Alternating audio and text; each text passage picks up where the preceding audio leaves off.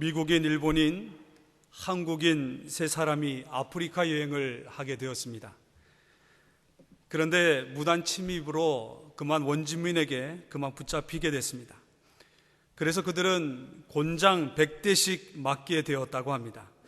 먼저 미국인이 맞습니다.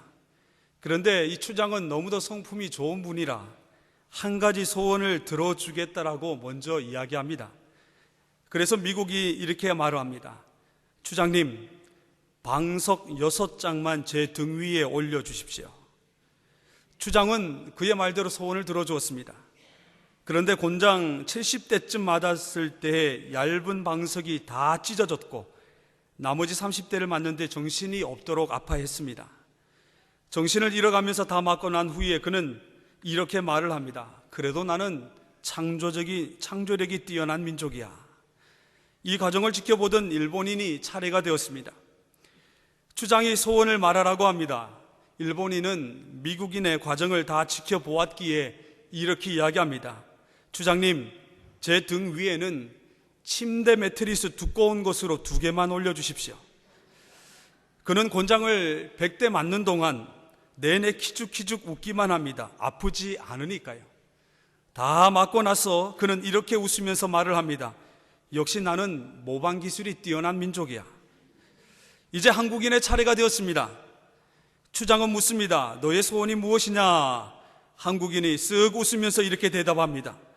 저기서 웃고 있는 일본 사람을 내 등짝 위에 깔아주십시오.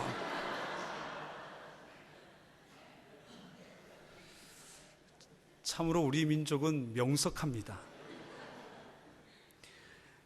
아미엘이라고 하는 사람이 이렇게 이야기합니다. 당신의 소원을 내게 말해주시오. 그러면 나는 당신이 어떠한 사람이라는 것을 말해주겠소. 그 사람의 소원을 보면 그 사람의 가치를 알 수 있다는 것이죠. 우리가 믿고 있는 예수님께서는 이 땅에 하나님의 뜻을 이루시기 위해 우리를 향한 그 완전한 사랑을 이루시기 위하여 몸소 인간의 몸으로 이 땅에 오셨습니다. 그리고 십자가를 통해서 구원을 완성하셨고 그것이 그분의 사명이셨습니다. 그렇기에 예수님의 일생은 그야말로 사역의 일생이셨습니다.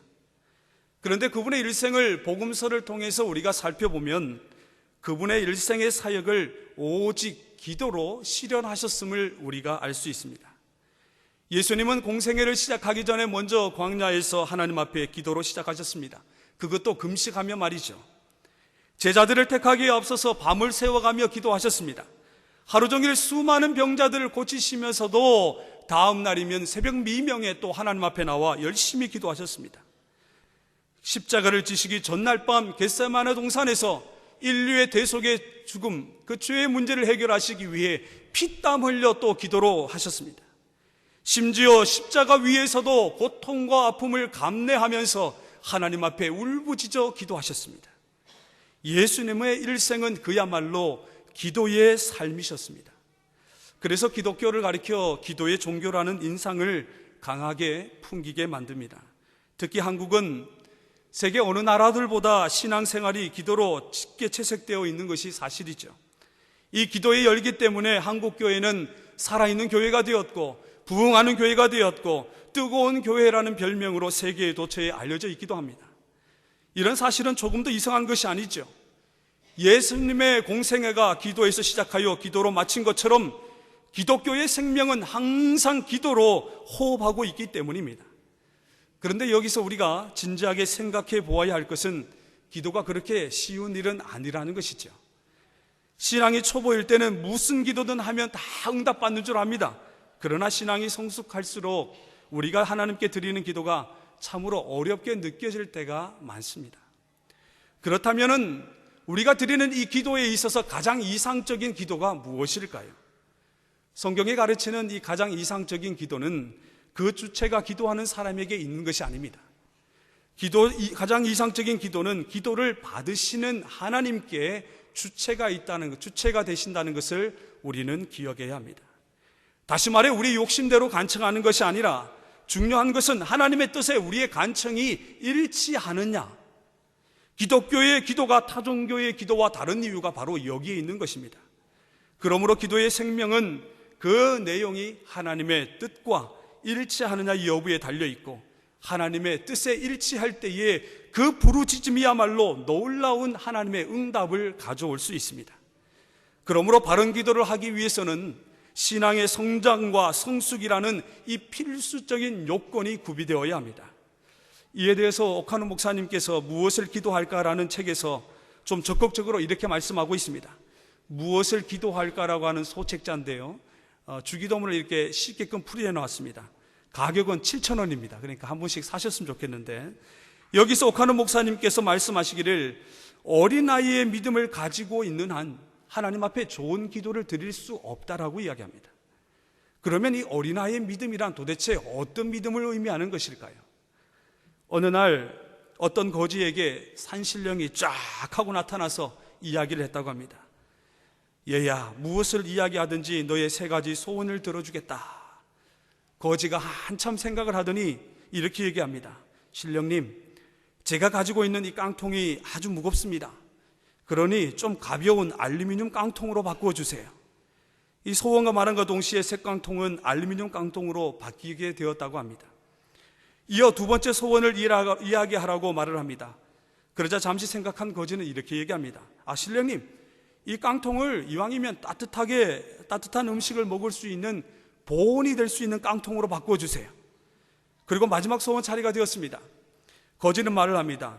신령님, 가장 중요한 것을 빠뜨렸습니다. 비가 와도 눈이 와도 절대 녹슬지 않도록 이 깡통을 스테인리스 깡통으로 바꾸어 주세요.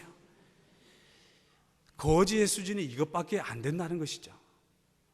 이것을 가리켜서 어린아이의 믿음이라고 이야기할 수 있습니다. 이 가을 우리 교회는 후반기, 특별히 가을에 10월 달에 많은 교회의 사역들을 앞두고 있습니다. 그렇다면 우리가 지금 마땅히 그리고 먼저 행해야 할 것은 무엇일까요? 아니, 그 어떤 것보다 우리가 생각해야 될 크리스찬 라이프 스타일은 무엇일까요? 그것은 우리가 아무리 강조해도 지나치지 않는 것, 바로 기도라 할 수 있습니다. 우리 한번 따라하겠습니다. 기도를 들으시는 하나님, 기도를 들으시는 하나님. 이 말 속에는 3가지 의미가 담겨져 있죠. 첫째는 하나님은 기도를 들으신다. 둘째는 하나님은 그 기도에 응답하신다. 그러므로 우리는 하나님께 기도해야 한다. 우리가 꼭 기억해야 할 믿음의 문제가 바로 여기에 있습니다. 그것은 하나님께서는 우리의 기도를 들으시고 반드시 응답하신다는 것이지요. 여기서 기도를 들으신다라고 하는 것은 2가지 측면으로 생각해 볼 수 있습니다. 단순히 하나님께 우리의 간구와 소원을 아뢰는 것, 그것은 지극히 소극적 의미를 할 수 있죠. 그러나 신앙의 성장과 성숙을 균등하게 이루어가면서 하나님 앞에 보다도 기쁘시게 하는 삶이라고 한다면, 이 기도를 들으신다는 의미는 매일 하나님께 기도하며 대화하는 사람의 기도는 하나님의 마음을 기쁘시게 한다는 것을 우리는 기억해야 하는 것입니다. 우리가 기도할 때에 응답의 문제를 떠나서 먼저 하나님께서 하나님 마음에 우리를 기뻐하신다. 오늘 본문에 나오는 이 솔로몬과 하나님의 관계도 이러한 관계와 만남 속에서 우리는 이해되어져야 합니다. 솔로몬이 하나님의 전을 짓기 전에 기브온에서 일천번제를 드린 적이 있습니다. 그런데 오늘 읽었던 본문 가운데는 하나님께서 솔로몬에게 다시금 등장하셨습니다. 그리고 그에게 이렇게 묻고 계십니다. 내가 너에게 무엇을 줍고 너는 구하라. 그러자 솔로몬은 기다렸다는 듯이 하나님 앞에 이렇게 고합니다. 하나님, 선악을 분별할 수 있는, 주의 백성을 판단할 수 있는 나에게 지혜를 주십시오. 그랬더니 우리가 읽지는 않았지만 열왕기상 3장 10절에 솔로몬이 이것을 구하매 그의 그 말씀이 주의 마음에 든지라 라고 기록하고 있습니다. 솔로몬의 마음이 하나님의 마음에 들었다. 오늘 본문 말씀도 바로 이런 솔로몬과 하나님의 인격적인 관계와 만남 속에서 이해되어져야 합니다. 신앙생활 속에서 우리가 참으로 많이 그리고 강조하는 말이 있습니다. 그것은 기도밖에 없다는 겁니다. 그죠? 한번 따라할까요? 기도밖에 없다. 우리 옆에 분 보시면서 기도밖에 없습니다. 기도밖에 없습니다. 기도밖에 없습니다. 새벽기도 나오실 때까지 기도밖에 없습니다. 그렇습니다. 기도밖에 없습니다. 그런데 기도밖에 없다는 것은 매일매일 삶 속에서 하나님과 교제하고 그 교제 속에서 하나님 앞에 구해야 된다는 것을 의미하고 있습니다. 이것은 아주 중요한 원리죠. 그런데 사실 기도만큼 능력 있는 것도 없고 기도만큼 어려운 것도 없습니다. 제가 1997년도에 결혼했습니다. 아직도 저를 총각으로 생각하시는 분들이 계시는데, 제가 1997년도 결혼하고 나서 저희 아내에게 떠밀려서 그 온누리교회에서 진행하는 헌신자 훈련 학교를 6개월 코스로 참석한 적이 있습니다. 어느 날 강원도에 있는 예수원이라고 하는 곳에 가게 되었는데, 그것의 원칙은 철저하게 일하기 싫거든 먹지도 말랍니다. 일하기 싫은 자는 먹지도 말라. 그리고 식사 시간을 제외한 나머지 시간은 침묵의 시간이었습니다. 그 누구와도 대화를 할 수 없습니다. 왜냐하면 하나님과의 대화, 그 교통의 시간을 준비해 주셨기 때문이죠. 제가 그곳을 처음 방문했을 때에 저의 심령에 꽂히는 한 구절의 말씀이 있습니다. 그것은 예수원 입구에 걸려져 있는 간판 속에 쓰여진 글귀였습니다. 거기에는 이렇게 적혀져 있었습니다. 노동이 기도요, 기도가 노동이다. 이해가 되십니까? 노동이 기도요, 기도가 노동이라. 아직도 그 말의 의미를 실제적으로 경험하고 있다라고 말하기는 하나님 앞에 교만한 것이 아닌가 생각이 드는데, 그만큼 기도가 우리의 신앙생활에 참으로 어렵다는 것을 우리에게 암시하고 있습니다. 그래서 우리는 수많은 책들을 보며 좀 더 하나님 앞에 응답받는 기도의 생활을 하기를 원합니다. 그러나 수많은 사람들을 보면 내가 기도의 응답을 받았다, 내가 기도의 성공적인 인생을 살아간다라고 얘기하는 사람들보다는 내가 기도가 응답되지 않는다, 하나님 앞에 원망하며 불평하는 사람들을 종종 보게 됩니다. 그렇다면 왜 우리의 기도가 하나님으로부터 응답되지 않는 것일까? 성경은 그 이유를 5가지로 명확하게 말씀하고 있습니다. 우리의 기도가 응답되지 않는 그 5가지의 이유가 무엇일까? 한번 따라하겠습니다. 하나님께 구하지 않기 때문이다. 마땅히 하나님 앞에 구두 찾기를 해야 되는데 구두 찾기를 하지 않기 때문에 응답이 없다는 것이죠. 구두 찾기가 무엇입니까? 구하라, 두드리라, 찾으라, 기도하라. 한번 따라할까요? 구하라, 두드리라, 찾으라, 기도해라. 그런데 시작부터 하지 않는데 어떻게 하나님으로부터 응답을 받을 수 있겠습니까? 따라하겠습니다. 2번째, 나의 정욕에 쓰려고 잘못 구하기 때문이다. 이것은 지극히 개인적 이기적인 기도라고 이야기할 수 있습니다. 3번째, 하나님으로부터 기도를 응답을 받지 못하는 이유가 무엇인가? 따라합니다. 죄 때문이다. 하나님과 나 사이를 가로막고 있는 이 죄의 문제, 하나님은 우리에게 지금도 생육하고 번성하고 충만하고 정복하고 다스릴 수 있는 이 권세와 능력, 자녀에 대한 권세를 우리에게 주셨는데, 하나님과 나 사이에 그 가로막고 있는 죄악 때문에 하나님의 축복을 우리가 받지 못하고 있다. 그러므로 이 죄의 문제를 해결하지 않고서는 우리는 하나님으로부터 응답과 축복과 은혜와 평강의 삶을 살아갈 수 없다라는 것입니다. 그리고 4번째는 이렇게 말씀합니다. 나의 마음속에 하나님이 앉으셔야 할 자리에 내가 하나님보다 더 사랑하는 그 무엇인가 우상을 그 자리에 앉혀 놓았기 때문이다. 마지막 5번째는 따라하겠습니다. 하나님의 약속, 하나님의 말씀에 대하여 의심하기 때문이다. 이것을 요약하면 결국 무엇입니까? 내가 기도를 잘못하기 때문에 하나님 앞에 응답받지 못하는 인생을 살아가고 있다. 자, 그런데요, 기도를 잘못하기 때문에 응답을 받지 못하니 우리는 여기서 참으로 근심하고 염려하게 될 수 있죠. 기도를 해야 되나? 기도를 하지 말아야 되나? 그러나 사랑하는 성도 여러분, 근심 염려하지 마시고 그래도 기도하시기 바랍니다. 왜냐하면 하나님께서는 우리가 드리는 틀린 기도라 할지라도 그것을 바르시고 그 과정을 통해서 우리를 다듬어 가시기 때문입니다. 이왕 하는 거 기도하는 게 더 낫지 않겠습니까? 자, 옆에 분을 보면서 이렇게 축복합니다. 기도해야 합니다. 정말 기도해야 됩니다. 정말 기도해야 됩니다. 자, 이처럼 우리가 그렇게 기도가 중요하다면 여러분, 기도 생활이란 무엇을 의미하는 것일까요?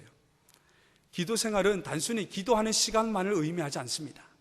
이 기도 생활이라고 하는 것은 오늘 우리가 본문을 읽었던 것처럼 솔로몬이 거룩한 때에, 구별되었던 때에 하나님과의 만남이 이루어졌고, 그 만남을 통해서 그가 하나님 앞에 소원을 아뢰었고 응답을 받았던 것처럼, 이 기도 생활이라고 하는 것은 우리가 하나님 앞에 거룩한 삶, 정결한 삶을 사는 것을 의미합니다. 여러분, 거룩함이 무엇입니까? 거룩함이라고 하는 것은 성령께서 우리 안에 내주하는 것을 의미합니다. 우리의 모든 완악한 것들을 배출시키고 완전하고 거룩하고 정결하신 성령의 영, 거룩한 영이 우리 가운데 임재하실 때에 우리는 거룩한 생활을 감당할 수 있는 것이죠. 솔로몬의 삶이 거룩했던 때에 그의 정치가 왕국을 굳건하게 했고, 무엇보다도 하나님의 성전을 굳건하게 했던 때에 그의 기도는 하나님의 마음을 너무도 기쁘게 했습니다. 그래서 주신 축복의 말씀이 3절의 말씀이죠. 우리 3절 말씀을 한번 같이 읽어볼까요? 3절 말씀입니다. 시작. 여호와께서 그에게 이르시되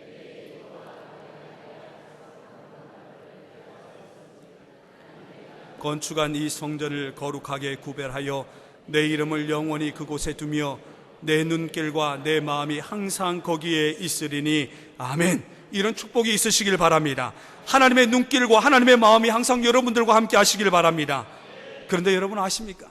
이 열왕기상 9장이라고 하는 말씀이, 이 장이 솔로몬의 위대함과 동시에 솔로몬의 타락과 몰락이 동시에 시작되고 있다는 사실을 말입니다. 그의 거룩함, 그의 하나님과의 대화가 이제 호화로움과 정욕으로 바뀌기 시작합니다. 그래서 열왕기상 11장 9절로 10절까지는 이렇게 말씀합니다. 솔로몬이 마음을 돌려 이스라엘 하나님의 여호와를 떠남으로, 그가 거룩했던 때에는 그가 오직 하나님을 경외하며 하나님만을 사랑했는데, 그 가운데에 하나님보다 더 사랑하는 것들이 있어짐과 동시에 그는, 솔로몬은 마음을 돌렸고 이스라엘 하나님 여호와를 떠났다라고 기록하고 있습니다. 솔로몬의 호화로움이 극에 달하고 하나님께서 금하신 이방 여인들과 연애를 시작하면서 솔로몬이 그 자신이 하나님께로 향했던 마음을 돌이킴과 동시에 그의 삶은 거룩함에서 정욕으로 바뀌기 시작했습니다. 거룩함과 이 정욕의 차이가 무엇이라고 생각하십니까? 거룩할 때는 하나님의 음성이 들려집니다. 그 음성을 듣고 그 주의 말씀에 순종을 합니다. 그러나 정욕의 지배를 받게 되면 사람의 소리와 달콤한 소리에 귀를 기울이기 시작합니다. 그렇습니다. 하나님보다 더 사랑하는 것이 생기기 시작하면서 하나님과의 대화가 단절되는 것은 마땅한 일이 아니겠습니까? 사랑하는 성도 여러분, 분명히 기억하십시오. 오늘 이 시대에도, 우리가 살고 있는 이 시대에도 하나님의 음성이 없는 것이 아니라 하나님의 음성을 분별할 수 있는 그 거룩함을 우리가 상실하고 있기 때문에 기도의 역사가 우리 가운데 나타나지 않고 있다는 사실입니다.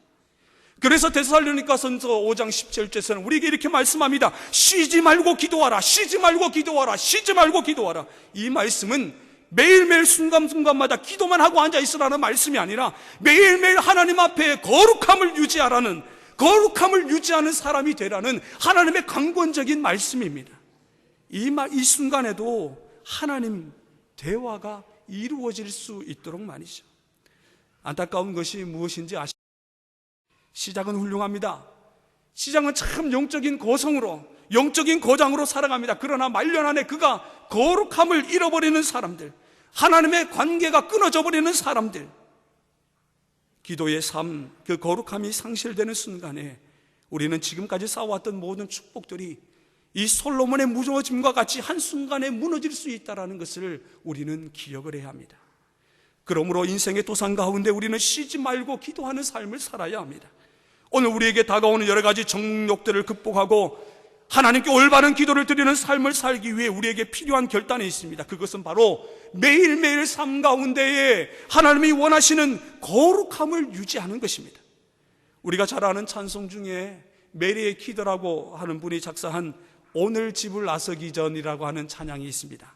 이 찬양은 우리의 삶이 거룩함으로 기도로 충만해지기를 원하는 찬양인데, 우리가 이 찬양을 하나님 앞에 고백함으로 하나님, 내가 일평 사는 동안 하나님 앞에 거룩함을 유지하겠습니다 결단할 수 있도록 우리 함께 한번 찬양하겠습니다.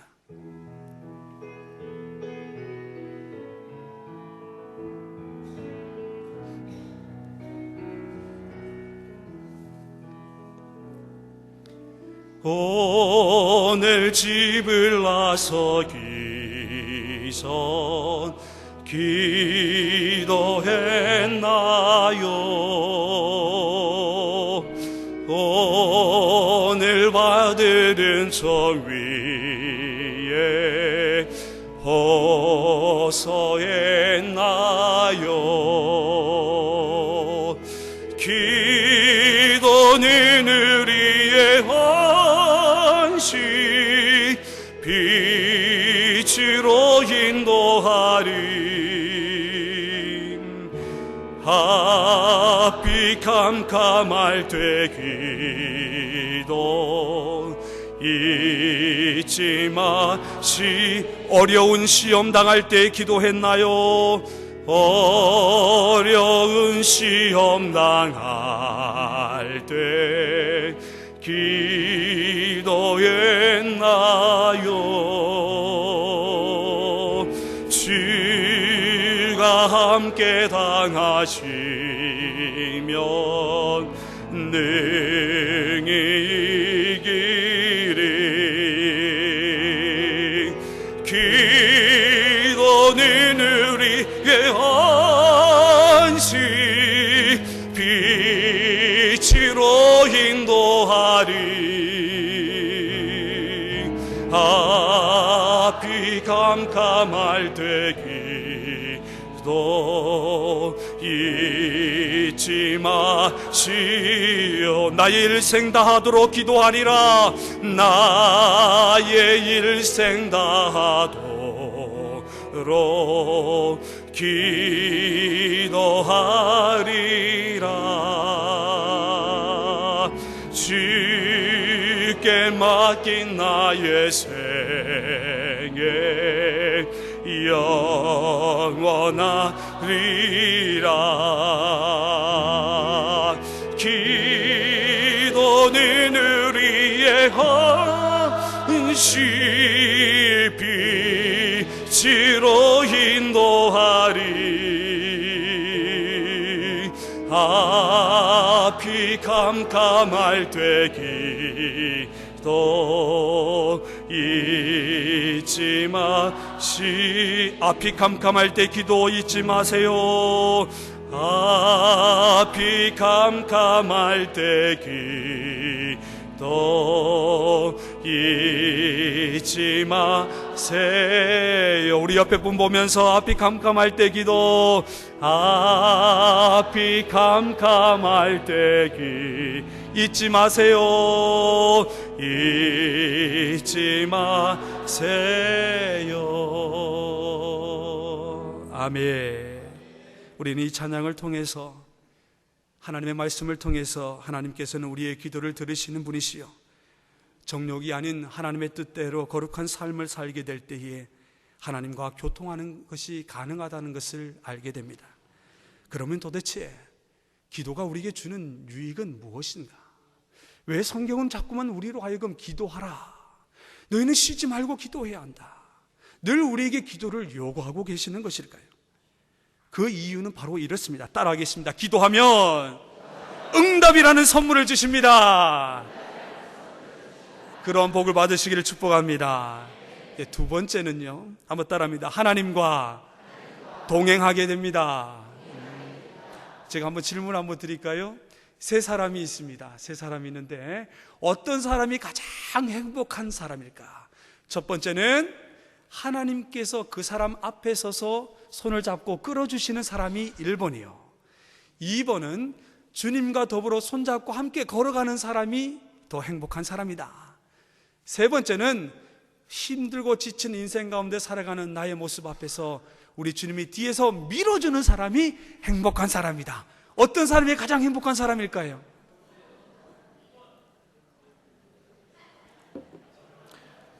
정답은 1, 2, 3번이죠. 하나님이 앞에 가시든 옆에 가시든 뒤에서 밀어주시든 누구와 동행하느냐가 참으로 중요한 것입니다. 그러므로 기도라고 하는 것은 하나님과 동행할 수 있는 굉장히 좋은 찬스라는 것을 우리는 기억해야 합니다. 이 부분에 대해서 아모스 선지자는 아모스서 3장 3절에 이렇게 말씀합니다. 두 사람이 뜻이 같지 않는데 어찌 동행할 수 있느냐? 다시 말해 두 사람이 뜻이 같아야 동행할 수 있다. 그야말로 기도는 동행이죠. 그리스도인들이 영적으로 타락해가는 이 현실을 깊숙이 들여다보면서 하나님의 말씀을 강력하게 선포했던 메신저가 있습니다. 바로 A.W. 토저라고 하는 사람입니다.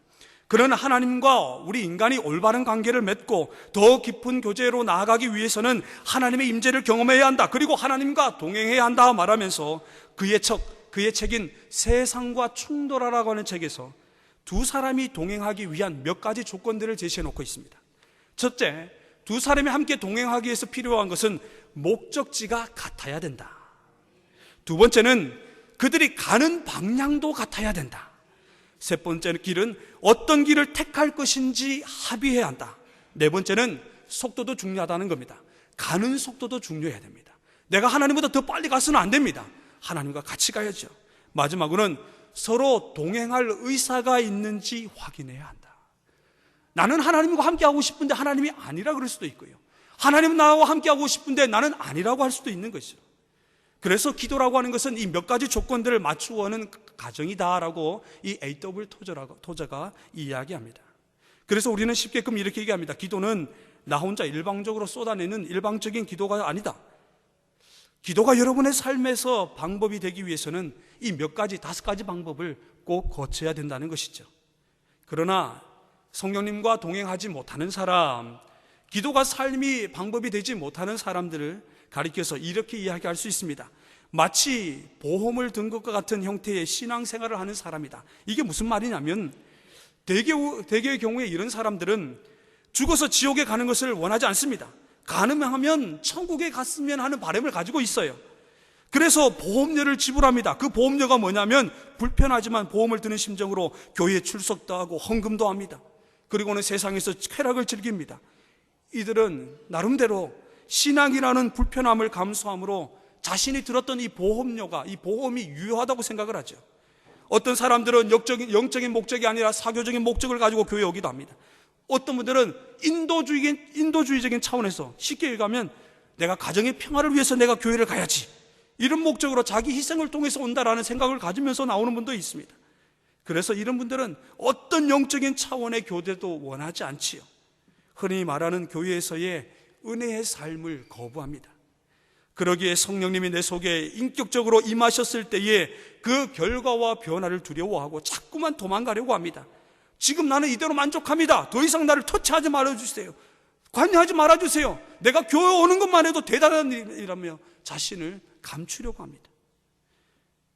이런 사람들에게 기도가 하나의 형식이 되고 방편이 될 수는 있겠지만 어떻게 그 인생의 삶의 문제를 해결하고 어떻게 모든 문제의 해답이 될 수가 있겠습니까? 기도하며 그분과 동행하기로 결정하는 것, 그것은 우리에게 아주 강력하고 심플한 결단을 요구합니다. 바로 우리의 삶의 주인이신 그분이 내 삶의 주인이 되시도록 동의하는 것이죠. 그래서 우리는 무엇보다도 우리의 영적인 건강을 해치고 성령의 임재를 방해하는 것이 있다면 우리가 어떻게 해야 합니까? 그런 것들을 완전히 끊어야 합니다. 따라하겠습니다. 완전히 끊어야 한다. 기도를 방해하는 것은 완전히 끊어야 한다.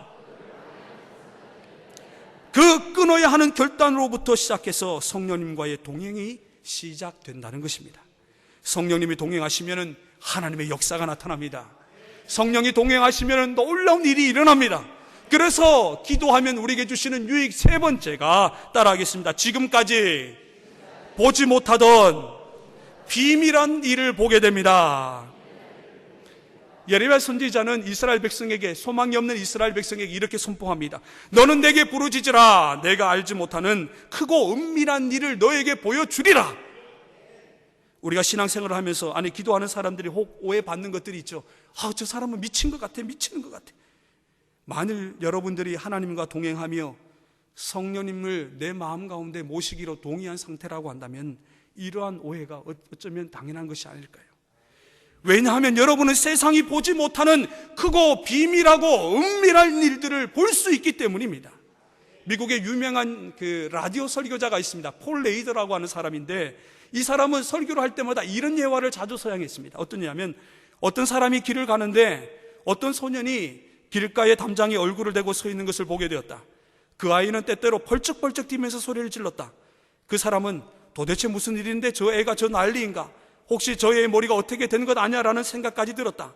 그런데 알고 보니 그 애는 담장 너머에서 벌어지는 야구 경기를 그 구멍을 통해 보고 있었던 것이다. 그 애는 자기가 응원하는 팀이 안타를 칠 때마다 펄쩍펄쩍 뛰면서 소리를 질렀던 것이다. 지나가는 사람의 눈에는 보이지 않는 것을 보았던 그 아이는 지나가는 사람이 어떻게 생각하든지 개의치 않았던 것이다.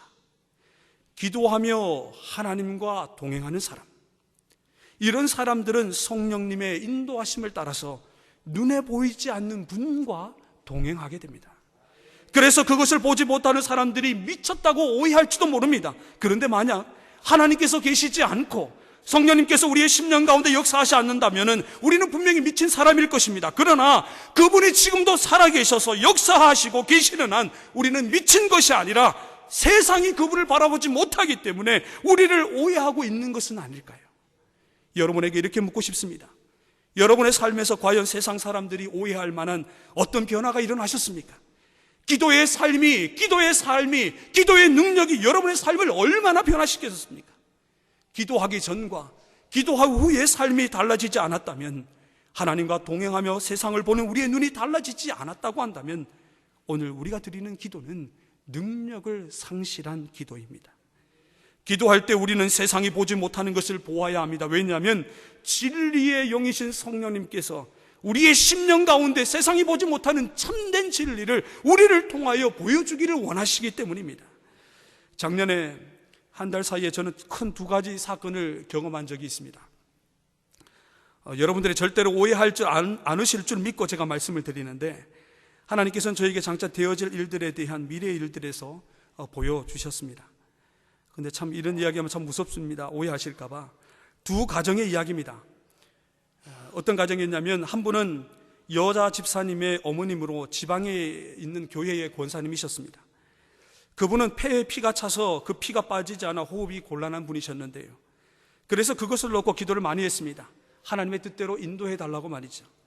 월요일 날 제가 새벽 기도를 인도하고 내려와서 아침 내내 그분의 회복을 위해서 간절히 기도했습니다. 하나님, 도대체 이분이 어떻게 이렇게 되었습니까? 이토록 힘들어하는 이 가정을 그냥 두시겠습니까? 만약 하나님께서 이분을 데려가기를 원하신다면 깨끗하게, 그리고 고통 없이 데려가시고 만일 하나님의 뜻을 위해 사용하시겠다면 속히 고쳐주시옵소서. 그러자 하나님께서는 저에게 두 가지 장면을 보여주셨습니다. 하나는 예수님께서 그분에게 찾아오셔서 그분을 품으시고 데려가시는 장면이었고, 그리고 곧이어 저에게 보여줬던 장면은 그분의 얼굴이 그려져 있는 영정사진이었습니다. 그런데 사실 며칠 사이에 그 환자분께서 많이 회복되셔서 의사 선생님이 곧 일반 병동으로 옮길 수 있다라고 했던 터라서 그런 이야기를, 제가 보았던 그 환상을 이야기할 수 없었습니다.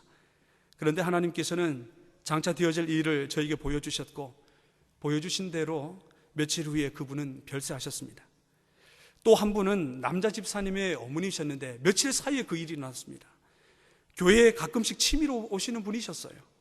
그분은 또 역시 폐에 피가 아니라 물이 차셨는데 10일 동안 중환자실에 계셨는데 움직일 수도 없었고 가끔씩 의식을 잃어버리는 분이셨습니다.